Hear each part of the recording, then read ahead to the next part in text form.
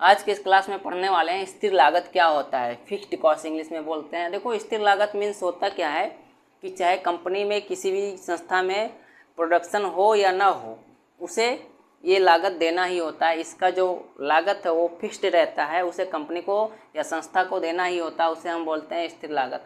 देखो, कहते क्या है कि ये ऐसी लागतें हैं, स्थिर लागत क्या है, कैसी लागत है जो उत्पादन की मात्रा में कमी या वृद्धि होने के बाद अप्रभावित होती है। चाहे उत्पादन की मात्रा में कमी हुआ या वृद्धि हुआ, उससे कोई इफेक्ट नहीं पड़ता है, ठीक है, वो अप्रभावित रहती है।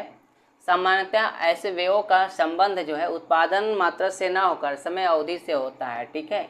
इसका जो संबंध है वो उत्पादन से नहीं होता है बल्कि समय अवधि से होता है। जितने मंथ पे आप वेतन देते हैं, सैलरी देते हैं या रूम का रेंट देते हैं, तो वो क्या होता है, समय के हिसाब से उसको देना होता है। उत्पादन बढ़ने पर प्रति इकाई स्थिर व्यय घटते चले जाते हैं। यदि उत्पादन बढ़ता है तो जिसका प्रति इकाई व्यय है वो घटता चला जाता है, क्योंकि एक और तो लागत स्थिर रहती है और दूसरी ओर जो है उत्पादन बढ़ता है।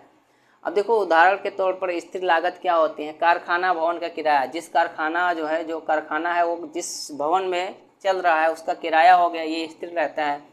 प्रबंध व अन्य कर्मचारियों का वेतन भी स्थिर रहता है कि मंथली इतना सैलरी देना है। मशीन और अन्य संपत्तियों का बीमा व्यय जो है ये भी स्थिर रहता है। म्यूनिसिपल जो कर है ये भी स्थिर रहता है। ये सब अस्थायी लागतें के अंतर्गत आती हैं।